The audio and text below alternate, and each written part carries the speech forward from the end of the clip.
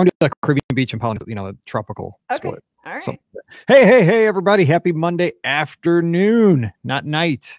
And look, the Brady Bunch is here. We're all three here. Quarantine day 31-ish. Brady Bunch. I need Alice to get to my house. No kidding. Everyone's spending all day in the house. Holy heck. Oh my gosh. We actually made Brian a office in the garage. Like he's working in the garage now. Whatever you want. Why can't even work in the house? In the room. I mean, we podcast once a week.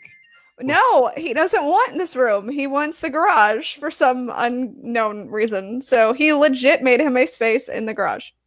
Huh. So whatever. It makes him happy. It's fine with me. So maybe he likes a little on the cool side. You know what? It's not that cool in our garage though. No. You guys call him from Lake of the Ozarks. Rikki, isn't Brian's family from Lake of the Ozarks? Yeah, more or less. Yeah, okay. It's 573. Maybe it's Brian's relative. Maybe. Call him to defend him right as we started the show.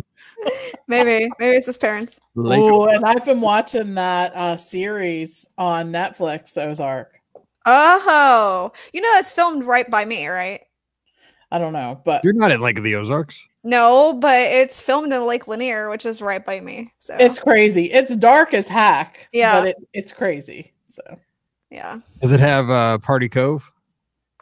Party Cove. I don't think it has Party Cove. It does have it's on a body of water. Like some of the stuff, there's like a bar that sits there that sort of figures prominently into it. But got it. Yeah. Lake of the Ozarks is Missouri's like big party lake. It's a man-made lake because they dammed up a river like a long time ago for a hydroelectric plant. But there's this part of Lake of the Ozarks is called Party Cove. Yes, and it's like where everybody goes down. Like this is like legendary when you're in high school and college. Like, everybody goes down, gets drunk and swimming suits into the lake and stuff. Yeah, that does play into it a little bit. It does. It's in the show.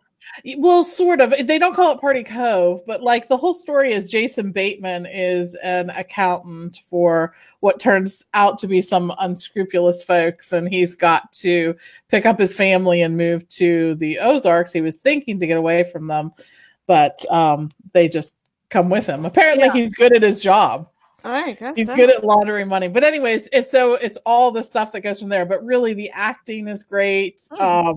It is, it really is a dark show. So be warned, if you don't like that kind of stuff, you will not like this. Cam is all about the dark show. I do. You know what? It can't, for me, I cannot, like This Is Us. No, I can never, ever, ever watch that. I've never seen it, but I mean, just watching Twitter, like everybody loses their stuff. I'm like, why would you do that? No, I don't want to cry. That's too emotional for me. I can't do that either. Don't worry. No, exactly. But this, like someone getting killed occasionally, I'm okay with that. Fans all in on it. Yes.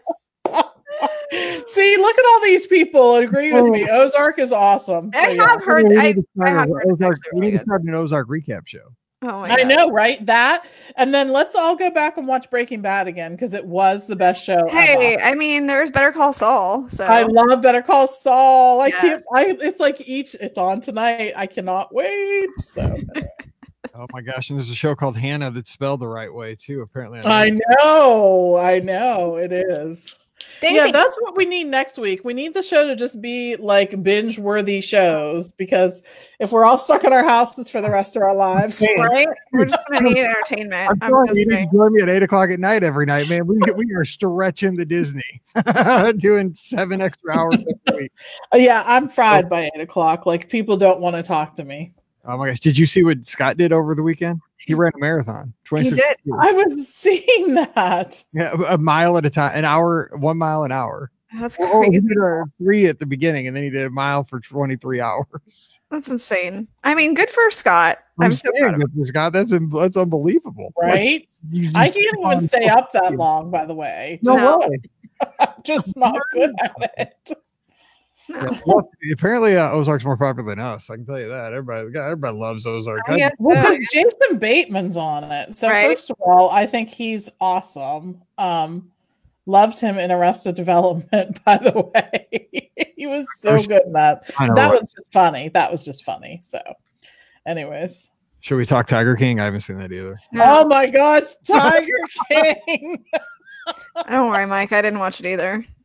It's so bad, it's good. It's one of those things. Like, Is it? you cannot believe that this is these people's lives. Like, But it first is. of all, who knew you could own a tiger? I guess. You can buy a tiger and have it like as a pet out back. Yeah. I mean, they have a tiger at LSU's on campus, like in the middle of campus. There's a tiger pit, like for their mascot.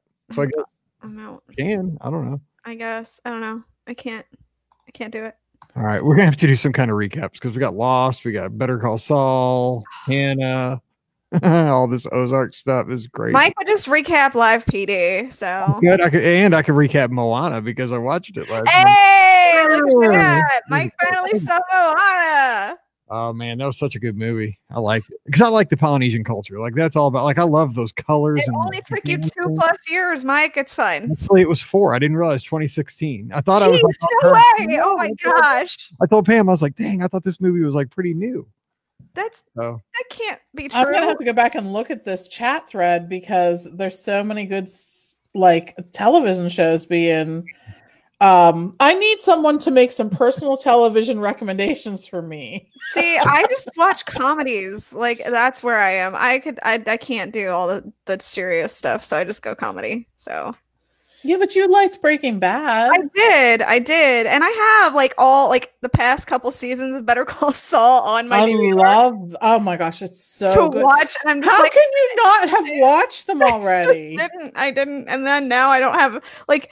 Because it's been so long, like I've lost the gumption to do it. So like it's just one of those things. Yeah, I need to get back in on it. I know I still have them on the DVR, like from when they first aired. So I know. Oh my gosh, yeah, you just keep going to this thread. There's so many shows going by, I don't even know what to think. Like, I mean, it's all over the place. It's like Bad Words Creek. I can't say. That's the name of the show, Mike. Everybody's trying to get me kicked off Facebook. The lock and key that's spelled wrong. I did like Lost when it was on. I think the ending, I wasn't as disappointed as some were, but there were some seasons in the middle that I was kind of like, what? Yeah. I did used to watch Criminal Minds back in the day. Pam and I used to watch it when Mallory was little, but like the thing is, it either got too dark or like it got too close to like reality, like all the bad stuff happening in the real world, and we just couldn't watch it anymore. Got it. Mm-hmm. I get it. No, I've just gone. I go comedy. It's fine. I love like Brooklyn Nine-Nine. Like, give me that any day. I would much rather watch that kind of police comedy than anything else. So I guess we're answering TV questions. Exactly. We will have 1,000 comments because it's all before we start the show. As soon as we start the show, it's going to slow down. Yeah, true story. Oh, that's funny. The Sopranos was a good show too. Daisy, come here, Daisy. What are you I didn't have smelling? HBO when all that was on. Yeah, I didn't either. No, I watched it afterwards. Okay. No, but I like The Office because I've never really worked in an office. I just Oh God, The Office is so good. This is my office. There's nobody around that like that crazy guy that's in all the memes. The guy, a 40-year-old virgin. Even though that might be my favorite scene of any movie, like the funniest one is when he's getting his chest hair pulled off and he yells. That might be the funniest thing because I'm like, I'm about a week away from having to do that myself. Not that I don't have any chest hair. I'm just saying, like the hair, like it's just. Thank you for clarifying that because I was a little concerned. No, I'm just saying, like I couldn't grow chest hair if I tried. But Mike already waxes. We're really getting down into it, Mike. You're telling like we're behind the curtain with Mike Allman. Exactly. By the way, I did order clippers today. They arrived Thursday. Oh my God. Brian's is getting out of hand and I'm like, I don't know what to do with you. That's what I was telling Mike. You know how Steve's hair is always spiky? Yes. It's not spiky anymore because it's so long. He wants me to use the clippers. I don't feel comfortable with that. I know. Though. I don't feel comfortable either. And I'm just like, I don't know. I'm like, I'm going to screw up your hair. When I get my hair cut, it's not hard. Like the lady, like it's always the lady, and I promise we're starting in like 2 months. So the lady, people are enjoying this. It's fine. She just like, it's not hard because she's always the one that has to answer the phone and like greet the person that comes after me. Like I always get left hanging like 6 times during the cut. And all she does, it's simple. She takes the clippers, she puts it, because I get a half on the sides and the back, and then I get a finger length at the top. That's what I always tell her. So all she does, she puts clippers on like the 2 guard to like knock down. Yeah. and then she switches it over to the half, and then like now, you know, fine tunes a little bit, and then she just goes up top and does, you know, she just does this with the, you know, with her fingers. Now the only thing that's missing, she's got these magic scissors at the end that like do the top. Yeah, like, it thins it out because I have super thick hair, but I mean it's not that hard. Like Pam's worried about it too. I'm like, seriously, it's not that hard. And I mean, you mess it up, I throw on a hat. Who's gonna know? I'm not leaving the house. And maybe talk. I don't know. I wish I had someone. Honestly, I wish my hairdresser could come to the house because I would like her to cut my hair. First of all, see this? It's going to be in my eye soon. It's going to be covering up my eye. You look like a skater. Yes, right? I'm just thankful that like I don't get mine cut very often. So like for me, I don't care as much. But for Brian, like he's starting to look like a hot mess. Well, actually, Pam's hairdresser, like Pam goes like this high-end lady that she's gone to forever. She is now in the business. Like she delivers kits to people on their front porch, like with their colors and everything they use. Oh my gosh. She has done YouTube videos, like how to color, not to cut, but like, you know, how to like, I guess, paint the roots and coloring and stuff. She put a video up or something, but she's doing like what are like porch deliveries. That's awesome. Oh my gosh. I mean, we are messed. I just do what the box told me to do. I'm just saying, like the box says do this. Okay. That's why we're in quarantine day 31. If it hits 62, we'll all be done. It feels like 330. Oh my God, it really does. It really does. This is my 4th week working from home, and I'm just like, oh, I'm already done with this. I want to go back to work. See, look, Pam, we do it so you don't have to. Yeah, exactly. I'm fine with working from home. It's everybody else being at home too. Yeah, exactly what I'm saying. I haven't had a nap on that couch behind me in like 6 weeks. Oh my gosh. Dude, that was my spot. Anyway, okay, let's do questions. Let me find a question here. Had something. Oh wait, now I got this window too small. Hang on, let me do this. So we're done talking about TV now. Yeah, but you know the thing with my hair, I know that you said that, but and I think that my hairdresser would do that too, but she puts like 4 colors in my hair, 4 different colors. Gotcha. Maybe she has like a variety pack. I didn't get all the details. But who's gonna do this for me? I'm gonna do this? No. Right? No. Yeah, I mean, I do get a little color every now and then, but I mean, it's here in the house. Like I just buy the stuff off Amazon. I used to have to go into the store and buy it, and it's so embarrassing as a guy to have to buy hair color. Do you have a Sally's can't pretend this for your wife? They'd always ask, do you have a Sally's card? I'm like, no, I don't have a Sally's card. I don't want a card. Just quickly just run my card and let me get out of here. Because it's right next to Great Clips. Oh my God. You don't just pretend like it's for your wife? No, I just want to get it over with. Like, I don't even want to have a conversation. I don't want to be like, oh, you know, well, does your wife like highlights? Does she like lowlights? Does she like a little purple at the, you know, on the tips? I don't want to have that conversation. I just want to get out. Oh my God. Thoughts on Iger coming back? I think they need somebody this is just me. I think they need somebody that's been there, done that at this point, just to have the experience. That's about it. See, I thought Iger retired because of all of this. So I thought he's like, oh, crap, I probably should come back now. So that was kind of my thought. Was like, he's like, maybe I need to come back. Yep. So yeah. Need him. Yeah. All right, here we go. I got a question about a college getaway going to Walt Disney World. Okay, and if you have questions now about Disney, we can answer those. Yeah, no hairdressing ones. No hairdressing, no TV shows. I guess. Okay. I'm not gonna pop that one up on the screen. You almost got me, Joanne. You almost got me. Joanne almost got him to say it. If I had that in slow motion, my finger going towards the left, backing away. That would have been. Joanne almost got him. All right, 1642. Welcome to episode 1642 of the Be Our Guest Walt Disney World Trip Planning Podcast. I'm your host, Mike Rallman from BeOurGuestPodcast.com and one of the senior agents over at the Magic for Less Travel. Happy Wednesday to you. We hope that you are hanging in there. And, you know, we've had some discussions here in the pre-show about getting haircuts, about what we're binging during this lockdown that we're in. But I just hope it finds you well, you know, and you can see past your bangs at this point. We're gonna make it, and we're here to hopefully give you about 35 to 40 minutes of fun Disney talk. So joining me today for some fun Disney talk, as I said, we have Rikki from Not a Disney World After All.com. I remembered it at the last second, but she's from touringplans.com and the Mouse for Less. Rikki, did you have a good Easter? Actually, we did. We and by we I mean I grilled steaks for the two of us and made deviled eggs and made a family recipe of hot potato salad. And yeah, it was a good like I mean it would have just been Brian and me anyway, so it's not like I was missing on a lot of the family because since they don't live here, I haven't had Easter with my family for probably about 9 years now at this point. So and Brian is my family, so it's just our little family that has Easter. So it's been that way for a while now. So no different than any other time, to be perfectly honest. Yeah, I talked about this on the live stream the other night, and it was really interesting for us because obviously we always go to service on Easter Sunday, go to church, and you couldn't do that this year. But the thing is, I went to church twice because one of our lizards, Jonathan Blankenship, is a pastor of a church in Charlotte, North Carolina. Oh, awesome. And I saw the night before he posted a link to his church. And so I was up early getting some work done before the girls woke up on Easter morning. And the funny thing is, if you looked on Facebook's, Easter morning, there were so many options. Like if you wanted to watch a church service, because everybody was streaming live on Facebook that morning. So I'm happy to catch Jonathan's and watch him deliver his message, some music from his church. It was awesome. And then, of course, since we're in the central time zone, then it was time, because he was on the East Coast. So then it was time for our church. So we watched that. That was great. But this is the first Easter that I didn't get dressed up, didn't put on a collared shirt, no Dockers. I think I wore my squad shirt that I always wear with Scott down at Walt Disney World with Woody, Buzz, and the horse. Who's the horse?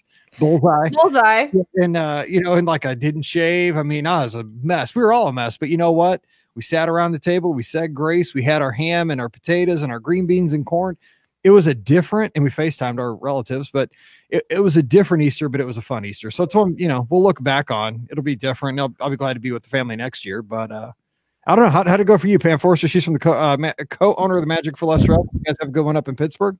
We did. It was odd. I'm missing seeing family and friends for Easter. We usually do have folks here, and that was challenging. I mean, it was quiet, but our church actually always has online services and just has expanded them because of everything that's going on. It was good to see. They do such a presentation for all major holidays. It's so engaging and gives you, I think, the opportunity to remember what's really important always. They do such a great job of helping me refocus on my priorities. So especially right now, I think I needed that. Mm-hmm. But then, the rest of it, the day just kind of felt weird. It just does. Everything kind of feels weird right now. So, I am very thankful for the people who are posting things that are like, well, instead of saying things or feeling like I want things to get back to normal, they have some kind of positive phrase to stick in that spot. I'm not there yet. So I mean, I appreciate people who are. I am absolutely an optimist in so many ways, but I just, at times this is a frustration. So I'll be honest. Nothing but honest. That's it. No, honesty is the best policy. It is. Love it. No, it's funny. It is. I didn't feel as bad about falling asleep in my recliner because my in-laws weren't still there. That's true. So that's a positive. That's a positive. By 1 o'clock in the afternoon, I was out. I don't care. I'm out, and I'm still in my comfy clothes. I didn't even change clothes from getting out of bed, so I was great. Anyway, all right. First question today. We're gonna go to the inbox because we got a few good emails this week. So this one is from Ben, and you got to hear the PS on this one at the end. It's terrible. Okay, Mike, Rikki, and Pam. It's called College Getaway. My girlfriend and I are planning a trip to Walt Disney World in the summer of 2021. We're thinking about early to mid-June after she gets back from studying abroad in Ireland. When looking at the resorts to stay at, we've narrowed it down to the Boardwalk, Old Key West, or Beach Club. French Quarter is another possibility that we're on the fence about. We love the calm and almost secluded tropical feel that these have to offer, but are still connected enough to have a short boat ride or bus to nearby parks and Disney Springs. Any suggestions to have the best price while also being romantic and offer easy transportation? What are your top picks for a budget but formal date night on property? Okay, so that's a different question. So looking for a date night, I guess a restaurant maybe, a romantic, budget-friendly, formal date night. We plan to stay for a whole week, being in the parks for 5 days with a park hopper. We're even thinking about possibly doing a dining option too. Thoughts? Hope y'all are well. Look forward to the insight and opinions. Thanks again, Ben. P.S. Here it is. Ready? My mom and I have been listening since I was 13 years old. I'm 21 now. So I love it. Oh no. 13. Ben can drink That's now. Crazy. Oh my gosh. I didn't need that. No. I do feel old. Okay, anyway, let's get back to it. You know what? They picked great resorts. The Boardwalk Old Key West Beach Club. French Quarter fits very well into that trio that they've already kind of established. So Pam, what are your thoughts? I mean, they're looking for, which one did you pick? I mean, they're kind of looking for budget friendly. Of course, Boardwalk's a deluxe. Old Key West is a deluxe villa. Beach Club is a deluxe. So nothing's going to be super budget friendly there. French Quarter be your obvious, money savings. Mm-hmm. Which would you pick there for them? So if I had my choice between those 3 or 4, well, you already said French Quarter is going to be the most budget friendly ones in that space. The other ones are going to be around the same. If you're looking at sort of a studio at Old Key West, and then the other choices, Beach Club and Boardwalk typically come in at the same price or very, very close to each other. And I really give Beach Club the nod in that space because just the pool area I think is fantastic. It just really is. It's a destination within itself. I could go to the Beach Club and just hang out by the pool most days. There's just so many things to explore there. I love the theming. I think it's just so friendly and fun and so beachy but cool. And that walk into Epcot, I don't think you can beat the location of that, really and truly. Even the monorail resort, sometimes I would prefer the walk into Epcot than the monorail to the Magic Kingdom in most cases. So I'm going to go with the Beach Club. I'm with you there. What I would do for me, it would be Beach Club or Boardwalk, just because you can walk to 2 parks. You have accessibility to the Skyliner via the International Gateway. So that gives you lots of options. I love Old Key West. And here's the thing. If you're not going to go to the parks very much at all, and you're just going to kind of chill, some pool time, downtime, Old Key West would fit your bill well, because you can go to Disney Springs for some shopping, some dining, some entertainment. But if you're going to go to the parks, and you want that accessibility just to kind of walk in and out, I would definitely do Boardwalk or Beach. I'd look at whichever one you can maybe find a better deal on a discount. I would guess you could probably save a few bucks at Beach Club over Boardwalk most times, but they're usually pretty similar. It just depends on what availability is there. If you can catch a standard view at Boardwalk, you're going to save money over a lagoon view at Beach Club. So you just got to kind of see about the availability, which we, summer of 2021, you can book a basic package now and kind of lock in that room. And then, you can add tickets and dining later if you like. How about this, Rikki? Top picks for a budget but formal date night at Disney. So you want to do something nice, kind of formal, but you don't want to break the bank. Where'd you go?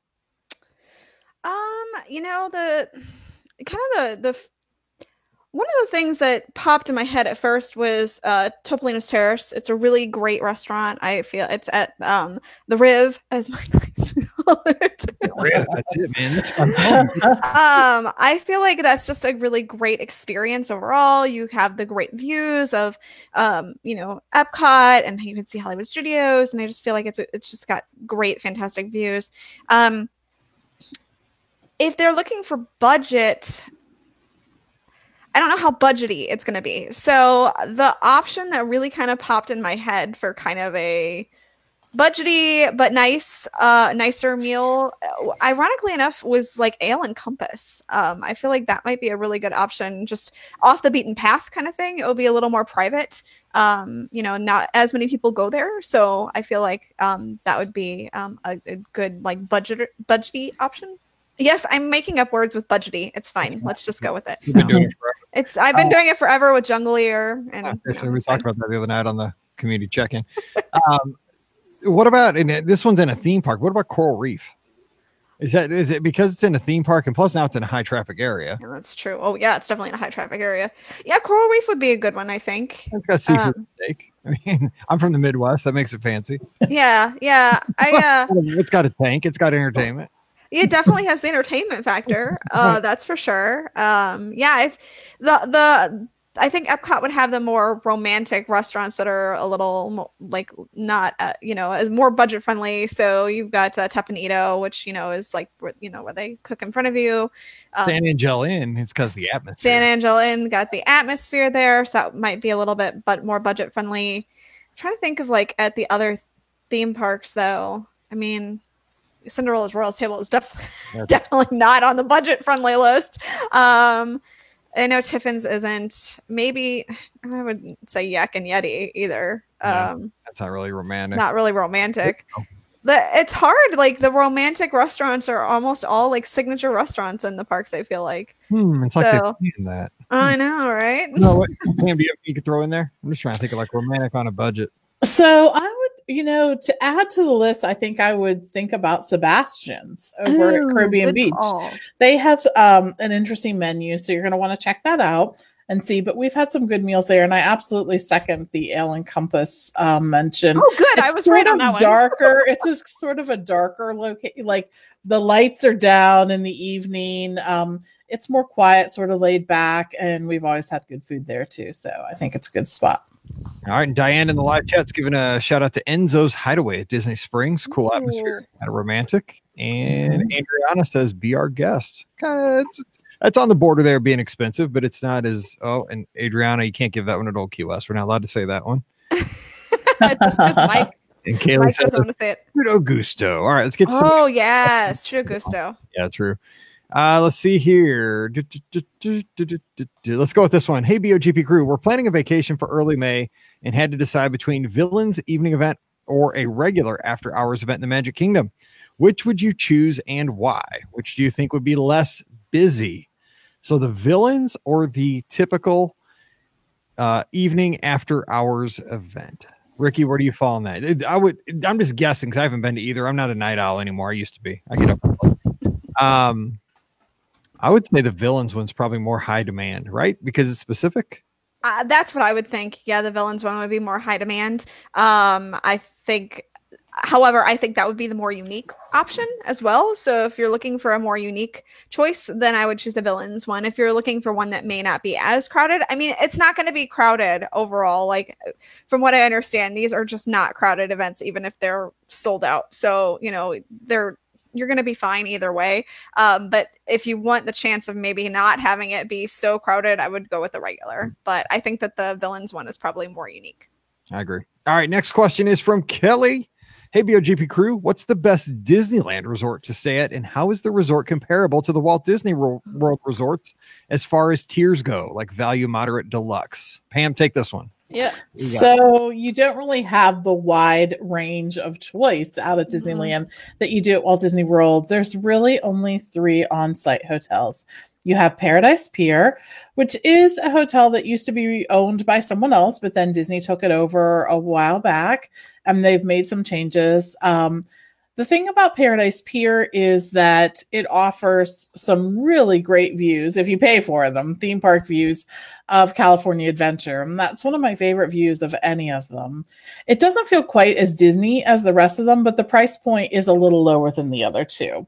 There is the original Disneyland Hotel that has been there for a very long time, and of course has been through several renovations. I love the rooms now. They feature sort of a dark navy, and they have those headboards that sort of light up and have fireworks on them.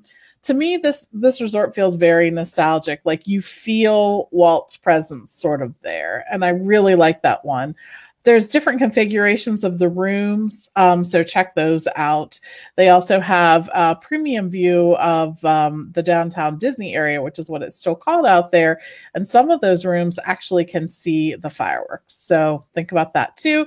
And then the newest hotel there is, of course, the Grand Californian, which sort of feels like a very refined wilderness lodge. Instead of logs, there are sort of hewn logs that are very polished and finished. It feels different. It's modeled after sort of the arts and crafts movement of decorating during that time of decor, and that it actually has its own entrance into California Adventure. So there's a reason for that. There's a big plus with that. And the rooms were actually redone not that long ago. So the rooms look really great too. I love the mall for different reasons. I think they all have some pluses, and there are some advantages to staying on site at Disneyland, just like there are at Walt Disney World. It's a little different, but you still have access to some extra magic hours and other benefits like that. So it definitely is worth checking out. But for me, the largest benefit to staying on site at Disneyland is that you get that resort experience. Disneyland is sort of right in the middle of Anaheim. Mm-hmm. And there are other hotels in the area, but it does not quite feel the same as a resort experience. It feels like more like a hotel experience, if that makes any sense. At all three of the on-site locations, you can lay by the pool. There's a pool area on where you can go and all of that. And I think that is an important part of a lot of people's vacations. So consider that during the process. And plus there's something to be said for staying in the bubble, right? In the bubble. That's right. Yeah. And I will also say too, I had a guest yesterday, he booked, they're looking because again, they were affected this spring by the outbreak, Walt Disney World trip. So instead, they're looking at traveling near Christmas time in December to Disneyland, and they booked into the Disneyland 2-bedroom junior suite. And let me just tell you, man, you want to stay nice because it was like kind of a larger family, not just like 2 adults, 2 kids. Man, that looks so nice. And that Disneyland hotel, I think for the Disney fan is kind of like it's a must do. I think when we get out there, we're going to stay at least 3 nights there just to have that. That's my jam. For somebody that's never been there, Disneyland hotel is where I want to go. It's kind of right at the pricing. So, but I probably won't have the 2-bedroom. I'll have the standard view, regular room. Okay, here's this. We'll go for this question because again, we don't know the answers to this. Kim asked it, so we'll take it here. We're scheduled for June. We are scheduled for June 1st. Do you think they will open, and what safety things do you think they will have in place? I've heard no buffets, which I love, Chef Mickey. So if that is true, that'll be sad if it happens. Okay, so first of all, I don't think Disney has figured this out at all. I think it's all in flux. We're still here, middle of April. Disney's still working on what they can with the immediate future because we don't know what's going on at this point. They don't know what's going on. We're kind of waiting to see what the government decides, what local government, national governments, regional governments, local governments. There's so many things with shelter in place orders. Now we have all these workers that are furloughed, the unions. There's a plethora of dominoes that are going to fall. Now we do know the parks will reopen at some point. Mm-hmm. And there was another question Robert asked kind of about how there was a New York Times article today about how Bob Iger said, when the parks reopen, there may be fewer employees. I think what this is, and this is what every business is doing at this point, is that with this pause, with this breather, everybody is having to reevaluate how they do things. You want to come back, you want to survive, you got to be leaner, you got to be trimmer, you got to be more efficient.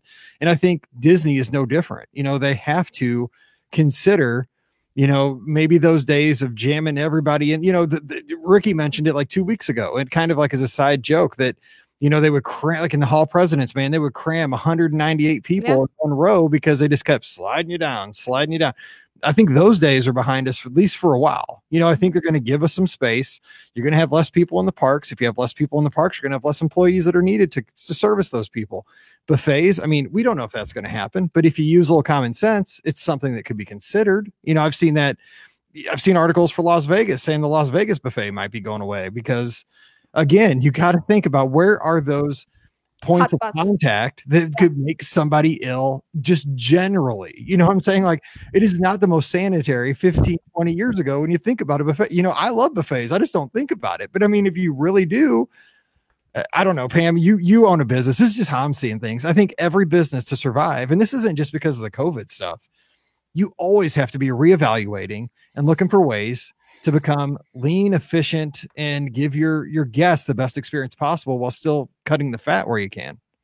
I think that every time there's some kind of major world event, it does force you to look at what you're doing. And your job as a business owner is frankly to make sure that the business continues. And that is the job that becomes the most important for everyone who works there, and also becomes the most challenging because you know, every decision you make impacts other people. And I know the decisions that I make impact the team that works for us. And I can't even imagine the challenges that are going on at larger companies like the Disney company, where their job really is to carry that company through the crisis that it's going through. It's a challenge. It weighs on me emotionally. I will absolutely share that there are days when I walk away from my desk and cry, not because of the fact that the work is hard or long or anything. It's that I am sad for our team, and I'm sad for every fellow small business owner out there. It's challenging. I've been doing this for almost 20 years, and you put your heart and your soul and your emotions into it. But larger companies do that too. They have really passionate people that are leading their companies in different ways. And those leaders have the same kind of decisions that they have to make too. And sometimes they do have to make challenging decisions. I don't think anyone wants to see anyone furloughed right now. Just honestly, no one does. That's not that.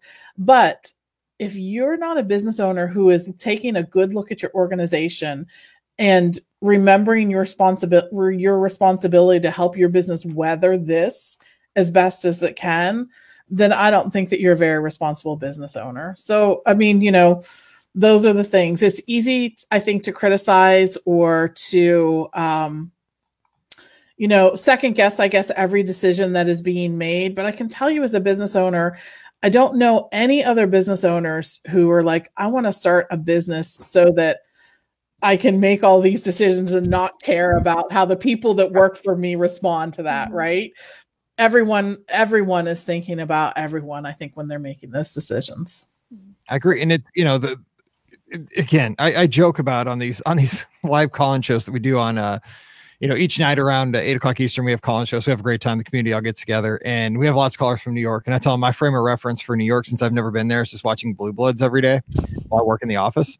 And no kidding, Commissioner Reagan had a great line the other day on the show, and it was a quote from Abe Lincoln. It was something about, at some point, every once in a while, you have to amputate a limb to save the body. You know what I mean? That's almost true in this kind of case, where you might have to eliminate some part of the overall thing so that the whole survives, in the hope that the whole survives. And then, you know, I mean, unless you're like a lizard or something, you can't grow the arm back, but whatever. Yeah. Beyond Commissioner Reagan didn't get into all that. So he just left it there, you know, had the big mustache and looked cool. So that's kind of where that left off. But I think that's right. You know, and I think there are going to be changes. You know, like my wife and I were talking on our walk a couple days ago about touch points as you enter the park. Like, I never gave a second thought to a touch point where you put your finger on there. Oh, I thought they were disgusting, but that's just me. I'm not a germaphobe, but I never thought about that. But I mean, you know, the thing is, I would not be surprised if when those, maybe not initially when the parks reopen, but I mean, think about it. You could use some kind of Face ID. I mean, use it to open your phone. Tell me Disney couldn't do that. Have some kind, because I mean, they're going to have, I could see like like you get scanned, like you go through the airport, you know what I'm saying? Like it's going to take your temperature. It's going to be a metal detector. It could give some kind of face identification, especially for folks that are like AP holders, where they could have that information on file, just like it's in your Apple, you know, like on your iPhone, you know. They used a different system at Disneyland. You know, it does take your photo on it. So yeah, I mean, like Disney Cruise Line. Think about it when you get off the ship. They have your ID, they have your card, they have your picture, they verify, okay, that's you. I think that they're going to be, obviously, these are the days, because the thing is, when the parks reopen, it's not going to be that they did this a week in advance. I mean, right now in some room, even though we think Disney's closed down, they're not. There are people that are making huge decisions, maybe today, maybe tomorrow, maybe the next day, as to how this is all going to look. You know, and right now, as we're talking, these decisions could be being made. And, you know, they always blue sky all these new attractions. I'm sure that the boards that they use to design new attractions, lands, restaurants right now are, you know, how can we safely get people transported from the resort to the parks? Okay, that's a board. How can we get people into the parks? You know, how many people should we have in the parks? What should we do with hours? What about employees? I mean, it's got to be just an overwhelming job, but I mean, I appreciate them hopefully thinking this through. And I just hope that every guest, and I know our audience is very flexible and very kind. We're big time Disney fans, but I hope that we can all roll with it for a while. this is going to be a learning process for everybody. And I mean, I hope they go conservative. You know, if there's no buffets for a while and they think that's the safest move, if I can still go in and have a decent vacation, I'm fine with sitting down and having a plate of food served to me that's maybe a little safer, maybe not, you know, but I'm willing to take that chance. If that's what I got to do, that's what I got to do. I think too, hopefully we come away from this with being more willing to show other people, other companies, whatever, a little bit of grace and a little bit of understanding that we're all really trying to do our best. And I know as Disney fans, I love the debates and the everything that goes on there. There's so much passion that is shared with this. And Disney has to love that too, right? That so many people are passionate about their product. But there's also an awful lot of taking a minuscule piece of information and being irritated about it because you assume it means X, Y, or Z. So maybe that's something that will come of this, not just for Disney, but for anything like that people will be like, you know, whatever. I always say, gosh, I'm so glad that people smarter than me are working this problem, because this seems to be, you know, something huge that's going to happen. And I'm just going to trust because I've trusted Disney and Universal and all these other different cruise lines, all these travel suppliers for so long with so many things. I'm going to trust that they have a plan for how this is going to roll out. So, too, one of my favorite podcasters, Leo Laporte, who I got to meet just a couple months ago before all this started happening, actually a week before all this started going down, he came to St. Louis. And one of the things he says on his show, because he does a lot of tech stuff, and, you know, you can be freaked out about being hacked and all this, you know, and getting viruses. But the thing is, you got to think about it. Life is an exercise in trust. I mean, think about it. When you drive down a 2-lane road in your car, you are absolutely 100% trusting the person coming in the other direction does not at the last minute swerve and hit you dead on and kill you. Every time you drive. I mean, I hate to make it real like that, but I mean, the thing is, you know, we're Disney. I guess you got to have a little faith, trust, and pixie dust, because the thing is, like, I mean, I go on cruises knowing that people on cruises occasionally get seasick. Occasionally there's like a Norwalk virus or whatever that's called. You know, I mean, that happens you hear it like once a year on a cruise. But you know what? I have faith and I take precautions. I wash my hands a lot. You know, like I always use the wipes they give me when I enter the restaurant. I don't just like take it and fake it. You know, like, I mean, you could, but I mean, why? Like, I'm getting older. You know, I hate to say it, but I mean, you know, I'm not 22. I act 22, but I'm not 22 anymore. So I'm not going to fake it and take it. I'm going to wash my hands. So anyway, that's just where we are in that. I think it'll be different coming out, though. We just got to, you know, be patient. I think the biggest thing that we all have to remember is the changes that are going to happen. Some of them, yes, they may stick, but some of them are going to be temporary until whatever happens. You know what I'm saying? Like, we get a vaccine, or there's a therapy that works really well, or we're still so in the new phases of all of this, not just with Disney, but with this virus. There's so much that they don't know about it. And until we get those things, which, you know, could be 6 months before we have like a therapy that works, or for sure, you know, that they're absolutely certain, or it could be, you know, 18 months before we have a vaccine, or, you know, optimistically 12 months or whatever. Once all that starts coming back, you know, into play, once all those things start coming to play, life will return to more normal, but we're going to have a temporary normal for the time being. It will happen. It's just not going to happen immediately after, you know, June 1st, you know, everything's going to open up again. No, that's not how this whole thing is going to work, which, you know, I know is frustrating, but I would rather have a situation where I maybe have to wear a mask out in public for, you know, a year starting June 1st or something like that. And being able to start to potentially go out again than being stuck in my house. So, like, that's a measure that I would be willing to take to start living my life again. Now, did I wear a mask beforehand? No, of course I didn't wear a mask beforehand. Did I wash my hands religiously? Maybe a little bit, but as a germaphobe. But what I'm saying is that, like, it's going to be a temporary normal before we get to a more real normal. It's just going to take some time. We'll get there. It's going to happen. The parks will become more like they were before. It's just going to take a year, 18 months before we can really get to that point. So yeah, for the next year, 18 months, it's going to be a little weird if and when they finally, and I hope it would be more so when they finally open the parks back up. it's not going to be the normal that we have. You're not going to get to go to Chef Mickey's and have a buffet dinner. You know, it's just not going to happen at this time period. You may not be able to meet the characters for this time period because, you know, they may not be able to come out and play. Face characters. Maybe you could meet the other characters. Maybe not. And, you know, you don't know how they're going to go with this in the future. You don't know what changes are going to need to be made temporarily. You can meet Darth Vader. He has a mask. And this is true. You can meet Darth Vader. He has a mask. But I'm just saying, like, you don't know what changes temporarily are going to have to be done. So yes, our Disney vacations are going to be different for the next year and a half or so. You know, hopefully that's optimistic, year and a half. But hopefully we'll still get to go, and that will be the big part. You know what I'm saying? Like that, the ability to still be able to do the thing that we really want to do, and that's be at Disney, that will still be something we will be able to do. So yeah, I mean, I hated the metal detectors at first, and then I got used to them. You know, like yeah, big turn off. What Universal does, but I mean that's beside the point. That's why I don't like Universal. That's one of the reasons. There's all that stuff. But anyway, next. You don't like having your stuff scanned?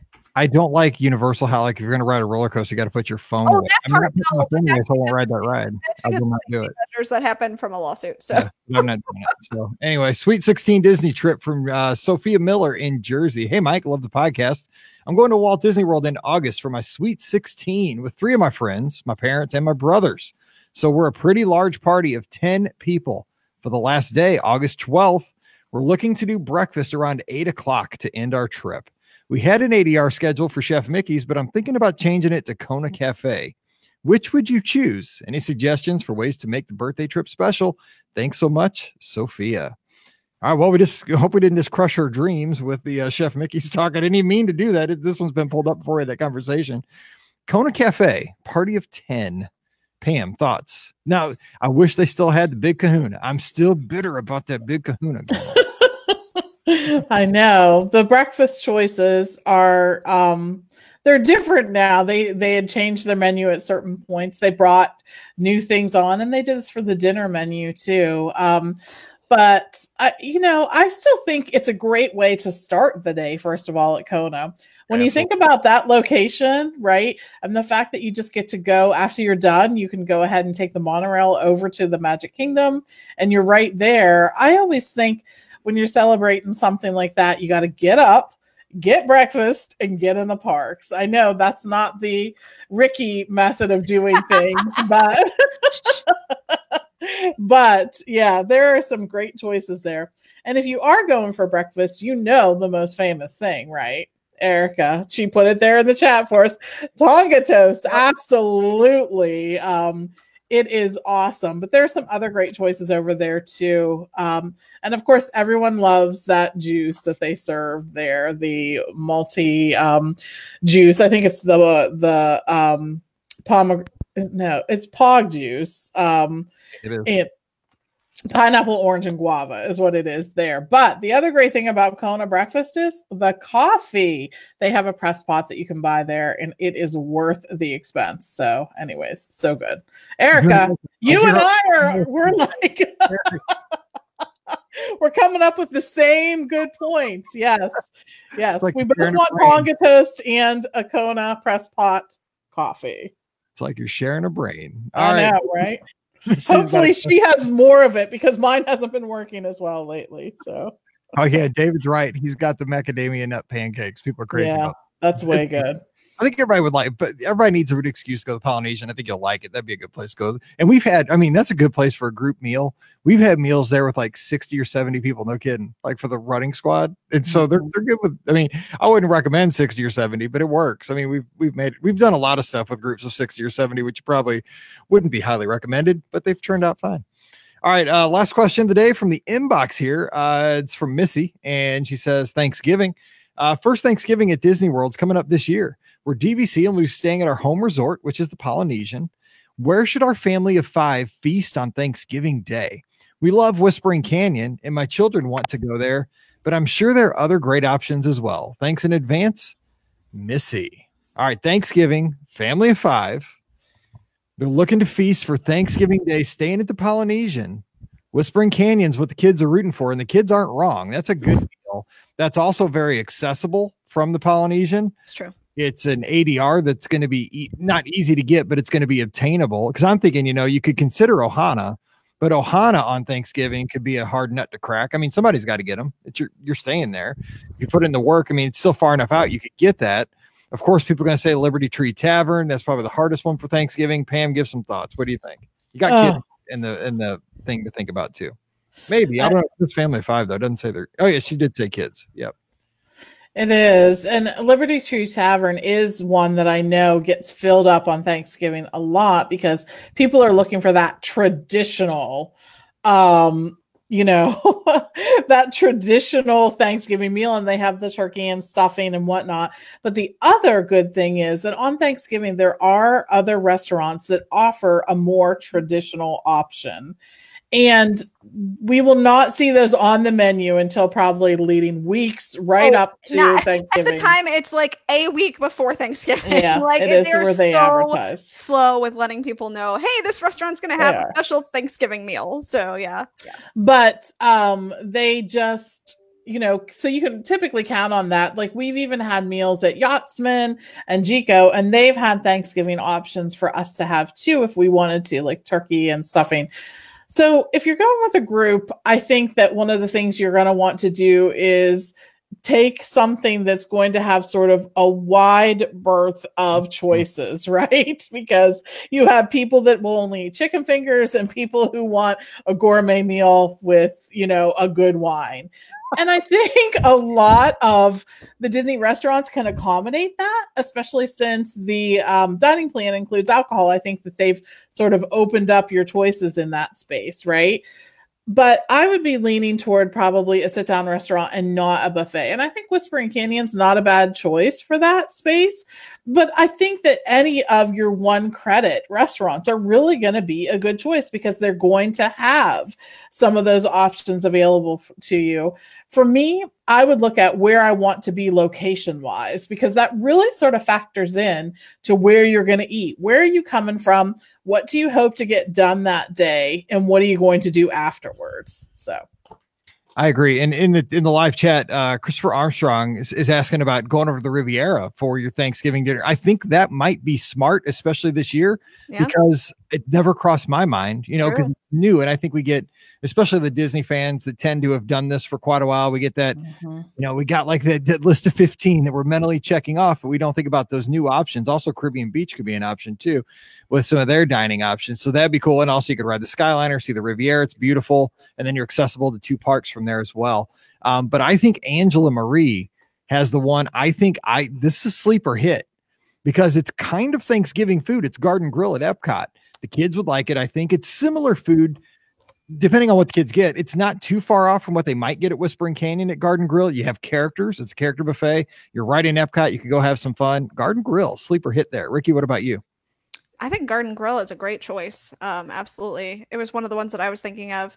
Gosh, that is the hard part though, is that all the places that I would suggest maybe like a homecoming, that might be a good option for Thanksgiving. It's not something that I think a lot of people would think about again. But yeah, like I was saying before, that I mentioned with Pam earlier, is that the problem is that a lot of the restaurants that are going to have a special Thanksgiving meal, either Disney doesn't release it because I keep track of it. Disney doesn't release it usually until like a week, maybe 2 before Thanksgiving, which makes it a lot harder for people who are trying to plan, like they want to know, hey, where can I get a Thanksgiving meal? And unfortunately, just assume that the place that you're going to dine at has some sort of Thanksgiving meal available, because usually that's the case for holidays like that, like Thanksgiving or Christmas. They tend to have a more traditional meal available on those days that they just don't advertise. So that's something that you might want to look at. It's just pick a restaurant that you think would be good to celebrate, and then hope that they will have some sort of specific meal option for the holiday on that day. Because even if they do announce it, half the time they don't announce all of them. So it's just a weird thing that Disney does. I don't understand. I don't get it, but they've started like not really sharing that information until the day of or a couple weeks before. So that's great advice. I mean, because at least you're where you want to be anyway. Exactly. And probably going to have a Thanksgiving. Justin says they did Sebastian's on Thanksgiving, traditional meal. It was fantastic. And then Evan says Earl of Sandwich. I think he means the holiday sandwich. Make it slick and quick. Yes, there you go. That's how you get away. You can get away with Thanksgiving there for like $30 for the family, $40. True story. That's way better than like $300. Saying those premiums may get you on the holidays. Anyway, That's all right. true. Hey, that was a lot of fun. Thank you so much for the live questions. Thanks for joining us live here on Facebook. Thanks for downloading the show on the feed. Don't forget today's episode brought to you by the folks over at the Magic for Less Travel. When you're ready for that next Disney vacation, remember those parks are going to reopen. The resort's going to be there, and we're going to have amazing times with the people we love. It's going to be happening here sooner rather than later. We want to be there for you. We want to make that next trip even better because we know we're all looking forward to it.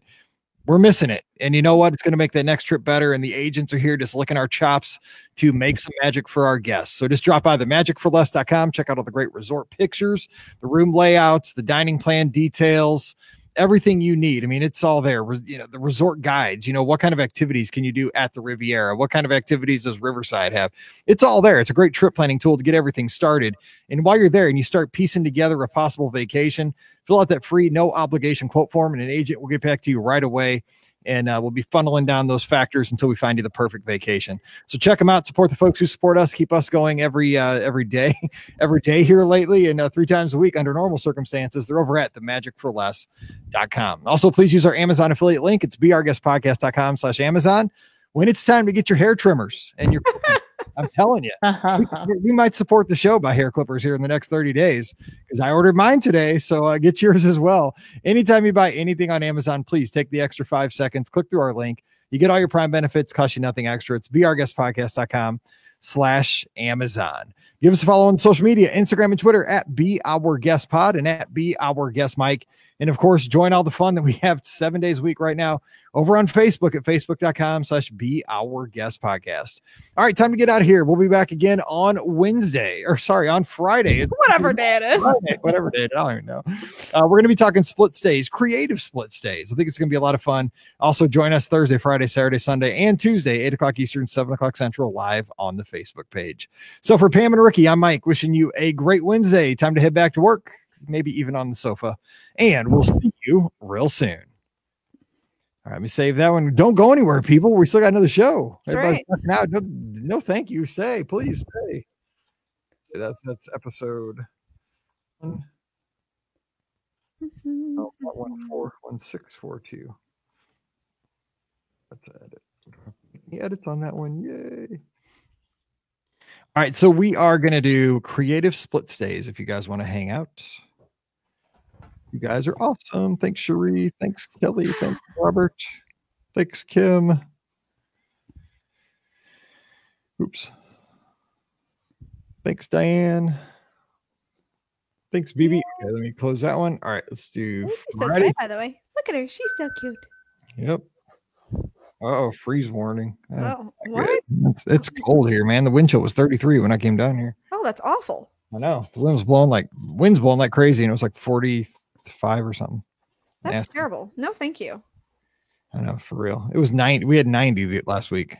Record high. Now it's that cold. It's ridiculous. But it's not as bad as all the people who had the tornadoes and stuff. So I hope everybody. Well, we were supposed to have one, but they were really stressing it yesterday. But luckily we managed. I think it kind of fell apart before. Granted, I was asleep through part of it because it happened at like 2 a.m. But they said like the first wave was supposed to happen at 2 and the second wave was supposed to happen at 4. And when I went and looked,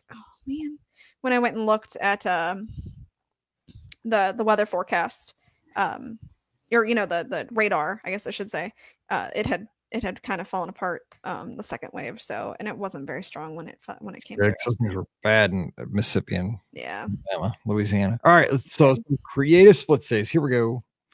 Dun, dun, dun, dun, dun. 1645, right? Nope, 44. Welcome to episode 1644 of the Be Our Guest Walt Disney World Trip Planning Podcast. I'm your host, Mike Rollman from BeOurGuestPodcast.com and one of the senior agents over at the Magic for Less Travel. Happy Friday to you. You made it through another week. You got all those long commutes behind you, the high gas prices, all the traffic you had to deal with. The 78 people in front of you in line at Starbucks. I mean, it's amazing. We could get through a week and we did it. No, actually, we probably are still pinned up in our houses, but we're making it either way. I don't know which one's tougher at this point. We used to complain about those things. You know what? I haven't thrown an elbow in a month. I'm going to lose. You got to be ready. I'm a former hockey player. Got to get those elbows out every once in a while. Keep people honest. Just like the old Toy Story Dash, when they would put you on Hollywood Boulevard and they would try to distract you with a little show with the pickup truck, and they'd have the little clapper and they do a little play just because really they're just trying to stall. They're trying to keep the crowds happy, but then they turned you loose and everybody would run back to Toy Story Mania. This was like 10 years ago. Yeah. But I mean, everything was kind of legal. You didn't really want to get caught throwing an elbow to a grandma, but if you're 6'3", you got to walk fast and you got to use your arms. It's kind of that gray area of the law of Disney. Whatever. Who cares? Let's move on. It's not even happy hour yet. Tonight will be happy hour at 8:00 on the stream. Anyway, joining me today from a Disney World After All.com. Nope, I missed it, but she's from touring.com. It's too long. It's been 12 years. It's been forever since we started. It's that site down. Anyway, she's also most importantly from the mouseforless.com. We have Rikki. Happy Friday, Rikki. Happy Friday. My coworkers are lazy and sleeping on me. So, they're sleeping on the job and it's not okay because I can't sleep on the job. So they get away with everything. You can sleep on the job as long as the boss doesn't catch you. That's true. But they're definitely sleeping on the job. So, yeah. All right. Also joining us, we have the Kona of the Magic for Less Travel, Pam Forrester. Pam, happy Friday. Happy Friday. Friday feels a little different now, doesn't it? Yes. Yeah. It's kind of taking the punch out of the Friday, I'm going to say. We need to find something to do that. But yeah, happy Friday. We've made it through another week, and hopefully you found a little joy and hope in this week and are looking forward to the future here. That's it. All right. So today we've had a lot of shows on the feed this week. So this one may not be as long. I say that many times. It ends up being a longer show, but this one could be a shorter one as we have a lot of content lately. But we had a suggestion from one of our listeners about doing a show on split stays, which we've done shows on split stays, the mechanics of it, how it works, why, things to think about if you're going to do a split stay, positives, negatives.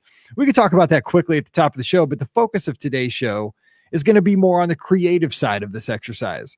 We're going to talk about split stays we think would be interesting to take at Walt Disney World because of a thematic reason or because of there's a combo there that just lends itself to an awesome vacation.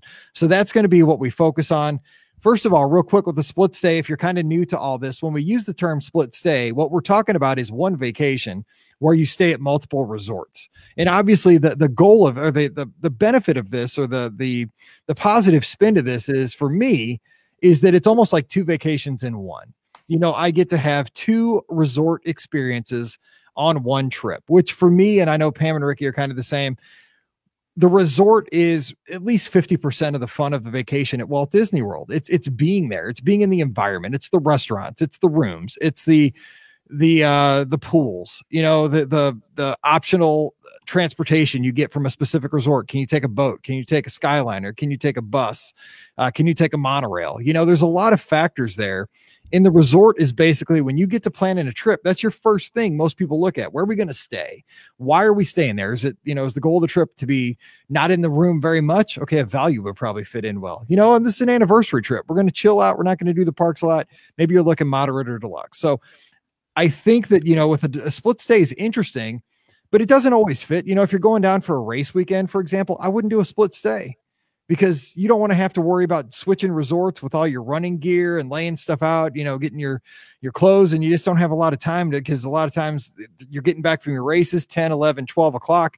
That's when you got to be checked out of your hotel room. So for a race weekend, I wouldn't do a split stay. I never have. I won't do it usually, unless I'm combining it with a longer vacation. I may do 3 or 4 nights over the race weekend and then switch out on Monday to if I'm going to stay till Wednesday or Thursday to a different resort, I could do that. So Pam, lay down just a little general information on a split, and then we'll get into the creative combos. Well, so I'm a pro at this because I do a split stay almost every trip. I mean, there's rarely a trip that I am not staying at a couple of resorts, and we do that for a few reasons. I like to check out the resort. I think that visiting a resort is awesome, but you don't get to know the nuts and the bolts of the resort unless you've actually stayed there and walked to the, ice maker in your socks, or, tried to find a place to get something to eat at 11:45. I mean, these are the things that you need to know, right?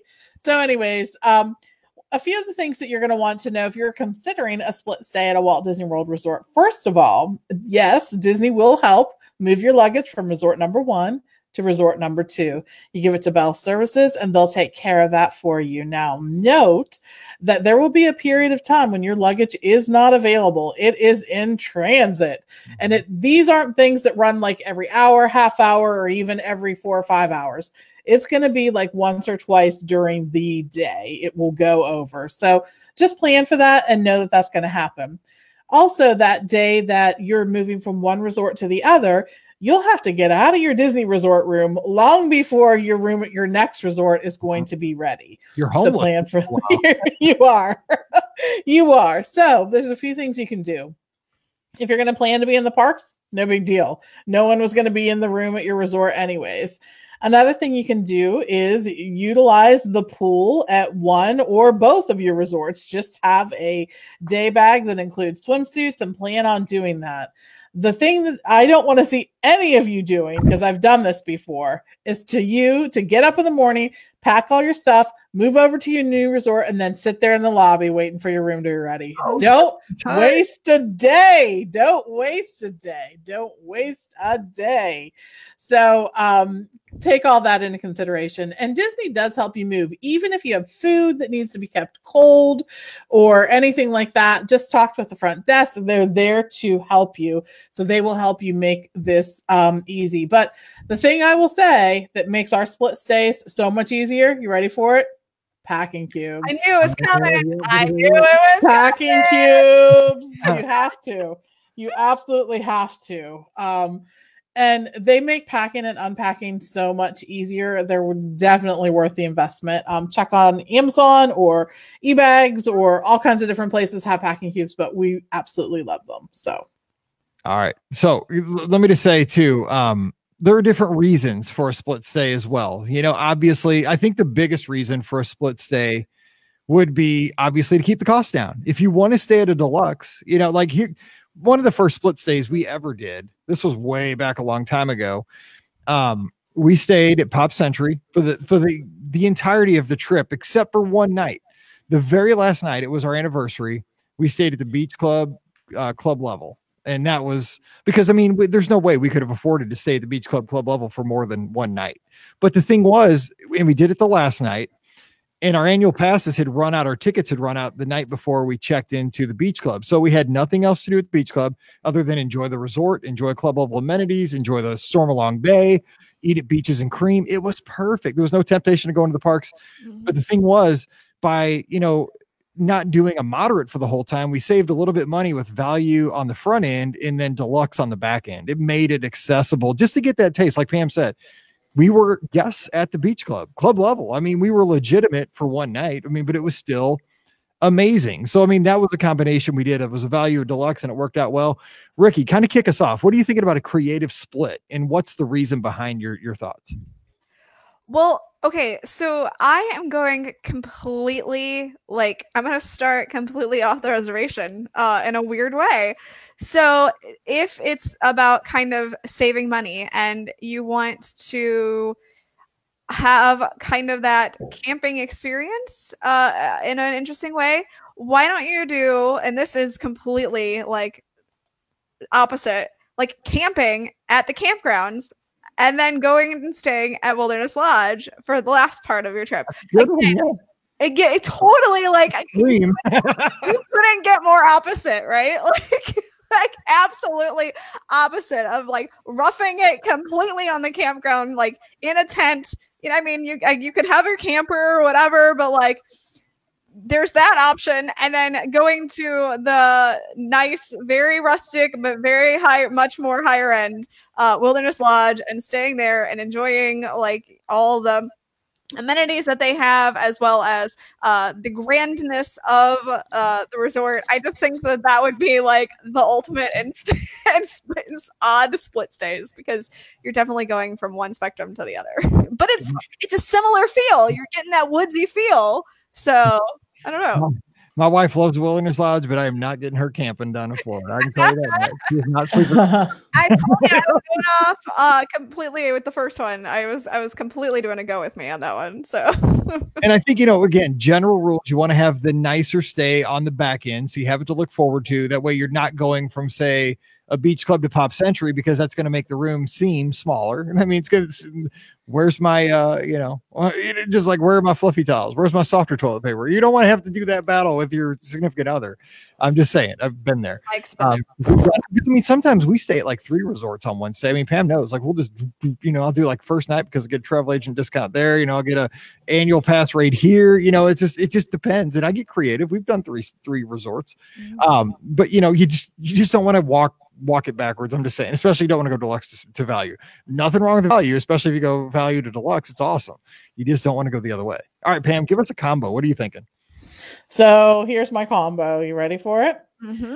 The first part, I'm going to stay at Art of Animation because it's on the Skyliner line.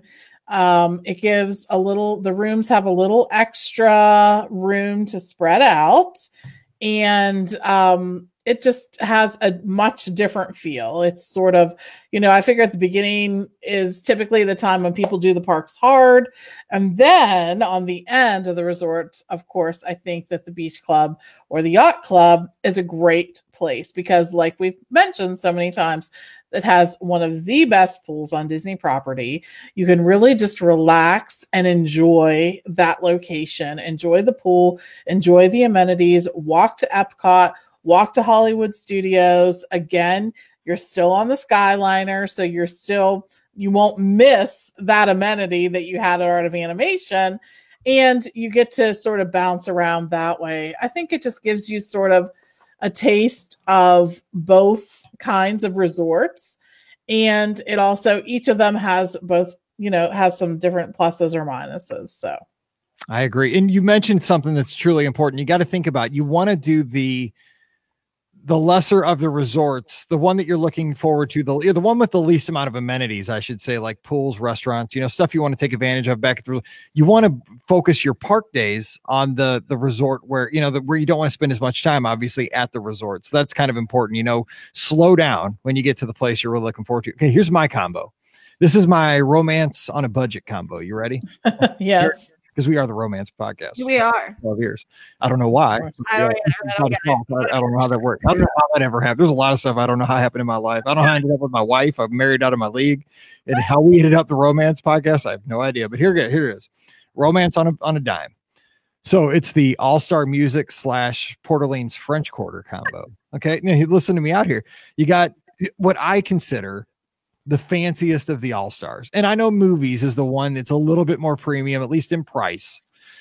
I think music is the one that is, because I don't know what it is. And I think Len Testa talked about this like a decade ago. He did, yeah. And since he said this, he is so right. I can't unsee it. When you walk at night at All-Star Movies through the Jazz Inn section of the hotel, it's got like the big drum set and there's like purple neon and it says like jazz or something. Jazz is romantic, man. It's the American. It's the America came up with jazz, and being American is romantic. I don't know, maybe not, but it's beautiful. It's like purpley. It's got some neon. It's just, there's water fountains back at All-Star Music. It is kind of romance on a budget. Okay, so say you stay typically only at values, and a lot of folks do that. That's your a lot of folks stay off site, then they step up, they stay at a value. That's exactly how it worked for me. Then maybe you want to dip your toes a little bit into the moderate category. Why not have that? Because I think we all agree that French Quarter is probably one of the most romantic on-site hotels there is. And if you want to dip your toes in that moderate, you're going from a large all-star hotel to the smallest on-site hotel, which is French Quarter. You've got the quaintness of it, but you have improved amenities. You now have that big serpent pool. You have dining options over at Riverside where you can share the two. You could do a horse-drawn carriage. You can go see Yeehaw Bob. I think there's even live entertainment now at French Quarter. At least there was. I don't know coming out of this if there will be, but there was for a bit. But it's just, again, it's a step up. The rooms are bigger. They're refurbished. And I think a music French Quarter, you're just like, I mean, dude, you may as well just propose on that trip because you're dripping romance right there on a dime. You're dripping romance, but you don't have a lot of bucks to drip romance. So that's it. That's my first combo. All right, Pam, give us another. Rikki, who's up? Rikki, give us. I don't know. I can go. It's fine. Okay. So we are gonna go to the boardwalk. So you've got the nice elegance of the boardwalk with the creepy chairs. If you don't know what I'm talking about, just Google boardwalk and creepy chairs and you'll get them. So you've got that. You've got just that grandness. You've got it's super elegant. You've got the entertainment factor right there. And then you're going to go, as far as your split stay is concerned, you're going to stay with the elegance factor, right? So you're going to go to the Grand Floridian. You have changed so much in 12 years. You used to be like, I'm staying in a tent, then I'm going to stay in a motorhome. You know, now you're like going from the boardwalk to the Grand Floridian. Man, I don't know you anymore. Hey, I'm going with unique right here. So you've got the opulence of staying at the Grand Floridian. Plus you got the monorail there, so it's very easy to get to the parks. So that part is nice. And the nice part about this combo is, like I said, it's easy to get to the Magic Kingdom from this resort, but then from the boardwalk, it's easy to get to Hollywood Studios and Epcot. So if you're going for that more elegant stay, and you know it's easy to get to the different parks because you can just walk to soon you'll be able to walk from the Grand Floridian to the Magic Kingdom. Hopefully that project's still on, or you can monorail it and then you can walk to the other parks from there. So you've got that nice elegant stroll that you can do.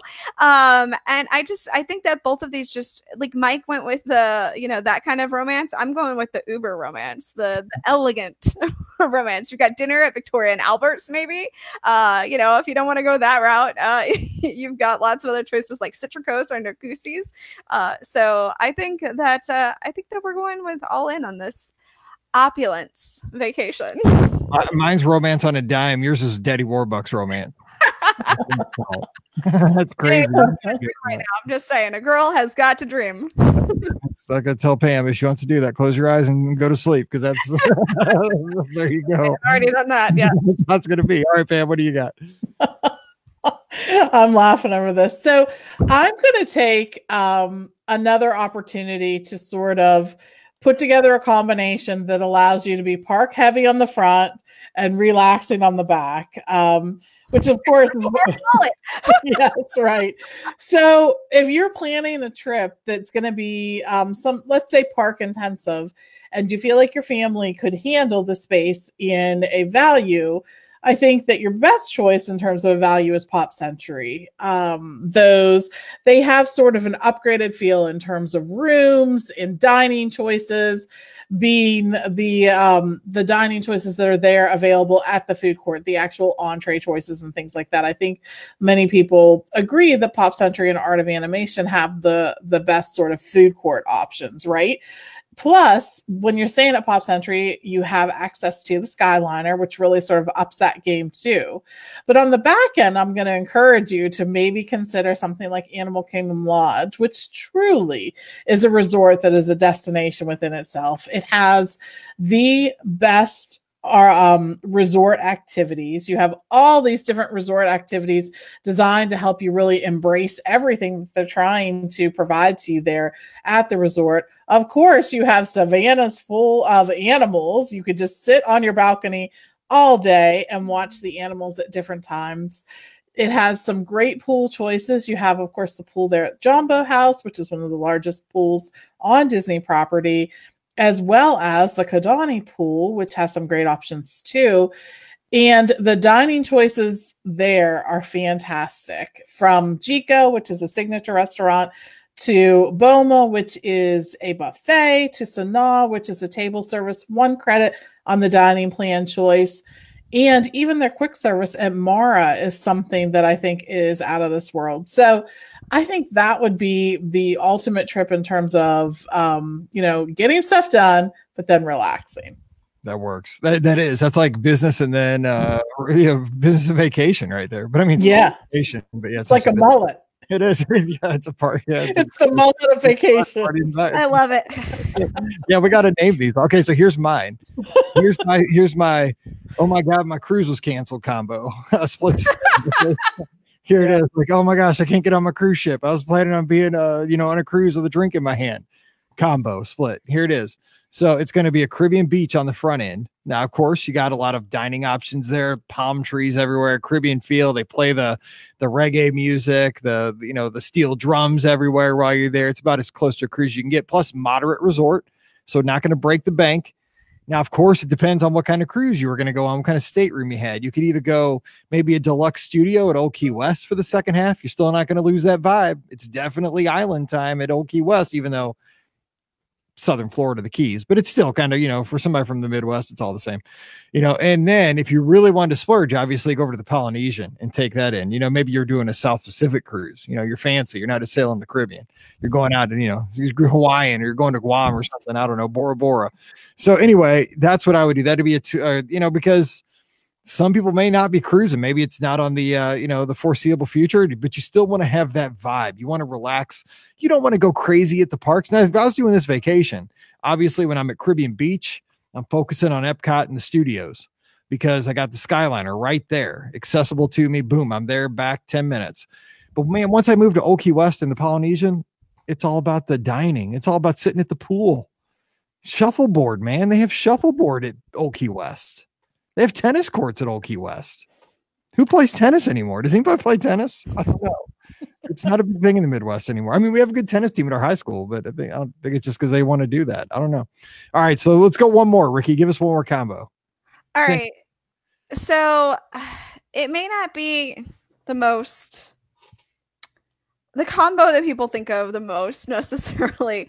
But we really haven't done anything with Coronado Springs. So I am going to say that you're going to stay in Grand Destino Tower at Coronado because it is definitely just a phenomenal experience at Grand Destino. I mean, they have really, really upped the game there. I think that it's a great experience. You've got the restaurant at the top. And then there's also, you can still wander the grounds and see all the foliage and stuff like that. I say foliage in an interesting way because if you've ever lived in the Southwest, like I have, there's not a lot of foliage there. But it's interesting foliage. Let's put it that way. You still got the awesome pool that they have there, that the pyramid. And then we're gonna go a little different. So you've got the Grand Canyon Concourse at the Contemporary, right? Which has that same sort of feel. So you're going to stay at the Contemporary because you're going to experience that great Mary Blair artwork. You're going to be, again, close to the Magic Kingdom. You're going to be on the monorail line there. You've got that classic Disney experience at the Contemporary. So again, I know that one is a bit of a stretch, but I wanted to throw in a good split stay for for Coronado because I feel like there's not really a good comparison for Coronado. So I'm gonna go with the Contemporary. But here's the thing. I think that's what makes Coronado super unique in that it falls right in between a deluxe and a moderate because of the amenities, especially once you start talking about the tower and the way that feels and all the amenities that are in that new section of the hotel. Yeah, you're right. I mean, it's almost like a split stay in itself. Like, I mean, think about it. You could do like a tower in a standard room and that would almost feel, without moving your stuff too much. That could be a type. That could be. We've come up with like split stays where you don't even leave your own resort. You stay in the tower. Split stay and a split stay. Exactly. Yeah. I'm in the Ranchos and I'm in the tower. That's my split. I never thought about that. I guess it could work. All right, Pam. What about you? Give us one more. I love all these because now they're giving me like some new ideas on things that I want to do next time. I'm going to be doing a split stay. So for me, I'm going to be doing my favorites, right? A split stay that involves my favorites. And the first place I'm going to say is the Wilderness Lodge, because I love the Wilderness Lodge. It's just, there's something about that resort that feels like home to me. The music, the lobby, the rooms. I love the rooms as have they've been redone. But I just love that resort. And I think it just feels like a sense of home to me. I think some of the things, the pluses for it is, of course, the dining there is great, right? You have Whispering Canyon Cafe, which is sort of an all you can care to eat kind of place. Now you have the Snow White dinner there at Artist Point. You have Territory Lounge, which is one of my favorite lounges. You also have Geyser Point, both a quick service and also sort of a loungy space. Another great space. Roaring Fork, I think that's a great choice. So those are all great reasons to think about staying there. You're a boat ride away from the Magic Kingdom, which is a plus. There is a walking trail that goes to Fort Wilderness. Now that's not open right now because of the construction going on there, but that is available too. And the boat also goes to Fort Wilderness and also the Contemporary Resort, where you can then get on the monorail. After I'm done staying at that favorite, I'm going to my brand new favorite, which is the Riviera. There is something about that resort that I love. From, first of all the Walt touches within that resort are awesome. The pictures with he and his family, just the nod that this was something that he enjoyed doing and really liked taking advantage of. I love that idea of embracing some of those same European travel feels. I think that the resort itself is gorgeous. The dining, again, is fantastic. From their quick service location to their signature full service location to even the little loungy area that is it's covered and indoor, but also has this breeze blowing through it like you opened up a big lanai and it's open like that. I love that. The pool area, and then I think every one of my split stays has included the Skyliner. That might give you an indicator of how much I like the Skyliner. It just makes traveling from here to there so easy, convenient, and fun. I'm telling you, it does. I think that the buses, right? The buses are the buses. They move lots of people from point A to point B. But I don't know that there's a lot of people who are like, "Oh my gosh, riding the bus is so fun. I love it." It's like except Mike Rollman. I think Mike Rollman is on that list. Yes. I like a nice bus ride, especially not when it's jam packed. But I mean, right. But that's what I'm saying. When you're running the Skyliner, you're not really jam packing it in. Like, you might have another family across from you, and that's really it. The Skyliner itself is like an attraction. Like, and I might e-ticket that. Yeah, right. I know. Seriously, like I'd pay $5 to ride that for a day. Right. So, hey, soon Disney might start doing that if they need the money. But yeah, so I think that's what I'm doing. And you can just go ahead and mark that down as being called Pam's favorites and leave it at that. I like it. Here's my last one for the show. Here we go. This is the wear your jeans and cowboy hat combo split stay. Okay. So you got Riverside to start because it's got but you got to stay in Alligator Bayou. You can't be a poser and stay in you got to be the mansion. Yeah, right. Yeah, you can't be a Magnolia Bend. You got to be back. I mean, way in the back reaches of Alligator Bayou because you may need a machete to kind of go through the vines to get down to fill up your refillable mug. So you're staying there. You got Yeehaw Bob. Obviously, the cowboy hat and the jeans fit in perfect for a night of singing along with Bob's tunes. And, it would fit the decor and the food court too, which is very good. Then you're going to transfer over to Wilderness Lodge, or you could do Fort Wilderness if you really wanted to. I would say the best combo would be to get like a fifth wheel. Fort Wilderness would probably be better because I think that. Wow, you're fifth wheeling it up. Oh yeah, I mean I don't want to do a tent. I'm not sleeping on the ground, but I mean not like me. I'm not sleeping on the ground either. Don't worry about it. Like a Madden Cruiser, like one of those big like huge buses. Yes, like, sweet. But I mean I'm not Daddy Warbucks here, so I'm going like a fifth wheel. My jeans and my cowboy hat, you can see some deer maybe when I'm out on my run. Now, on my run, I wouldn't wear my cowboy boots. I'd wear sneakers and just a regular hat. I wouldn't wear the cowboy hat. I'd save You're that such for a poser. I know. Wear your boots. I know. It's like back in the day in the 90s, we all used to go to the cowboy bars to do the line dancing, but we're not cowboys. We're just people from the city. But yeah, that'd be it. So there's my last combo. So I think I'm ready to get a fifth wheel right now so that I can get out of my house and start traveling around in one way or another. Oh my gosh. Yeah. Please. Thanks for letting us dream for 35 minutes, people. Thank you. Right? You got Thank it. you. Now I want it more than ever, though. Right? No Oh, kidding. it's so true. All right. Well, that's going to do it for today's show. Thank you so much. Now, here's the good part. This weekend, we're going to have the live call-in shows. We call them the Be Our Guest Podcast Community Check-ins. Thursday, Friday, Saturday, and Sunday. They're 8 o'clock Eastern, 7 o'clock Central, 1 hour long at Facebook.com/Be Our Guest Podcast. We have a blast. We just take calls for a solid hour. We talk about life. We talk about Disney. We talk about everything that's going on. It's very loose. We're just kind of hanging out, all getting through this together. But one of the shows this weekend is going to be this show, but your creative ideas. So I know you've been thinking about yours, because I know we have some very sarcastic, smart people that are like, oh, I can outdo Mike's Romance on a Dime, or I can outdo that, that one. So we're going to have a good time this weekend. So get your combos together. It could even be a 3-way combo. If you want to stay at 3 different resorts, now you're going to waste a lot of time transferring 3 times, or twice, but let's hear it. So this weekend, be ready for that. Come up with yours. We'll talk about it on a Be Our Guest Podcast Community Check-in. Don't forget, today's show brought to you by the folks over at the Magic for Less Travel. When it comes time for your next Disney adventure, an adventure is out there. Work with the great folks over at the Magic for Less. They're a platinum earmarked agency. They've done this for a very long time. Their agents are passionate, knowledgeable Disney experts, and they're going to take great care of you, whether it's sailing with Disney Cruise Line, heading out to Disneyland, Walt Disney World, even Adventures by Disney. They know that you're missing your favorite place just like we are, and they're going to make sure that next trip is extra special for you. So check them out today. They've got a great site over at themagicforless.com. Great place to check out all the trip planning tools you might need. And while you're there, fill out that free, no obligation quote form, and an agent will get back to you right away. So check them out today over at themagicforless.com. Also, please use our Amazon affiliate link. It's at beourguestpodcast.com/Amazon. You get all your Prime benefits, cost you nothing extra, and every purchase really helps us in these tough times. So please do click on as many times as you can when you order online.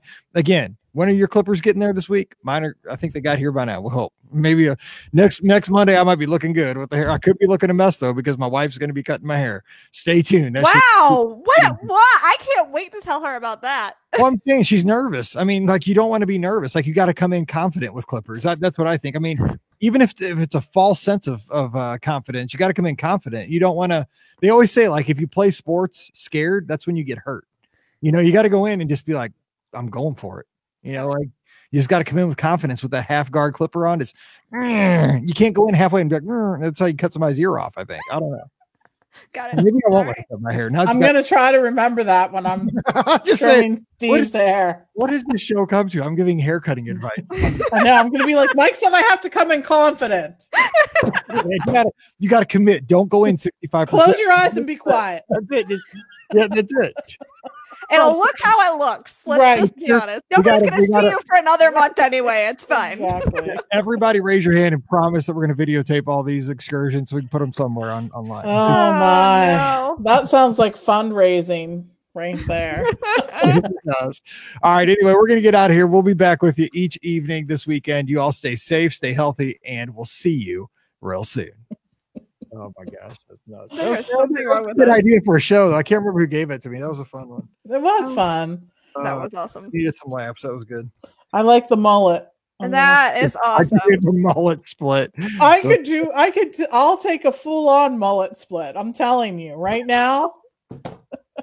It could be full mullet. Anybody would take a full-on mullet split right now, Pam. Let's just be honest. Truth. Heck, I think I might camp it. No, I can't. Never mind. No, I can't do it. No. I can camp in the camper. I can't camp on the ground. Really? I figured you could camp on the ground. No. Do I look like I camp on the ground? No. We used to. We used to do float trips all the time, but we I'm don't. a little more bougie than that. So You guys stay careful or stay safe, and let me know if you want to come on one of the shows. We'll do it this week. all right. Awesome. All right. Sounds See you guys. good. See ya. Bye. Okay. All right. Bye. See ya. Bye.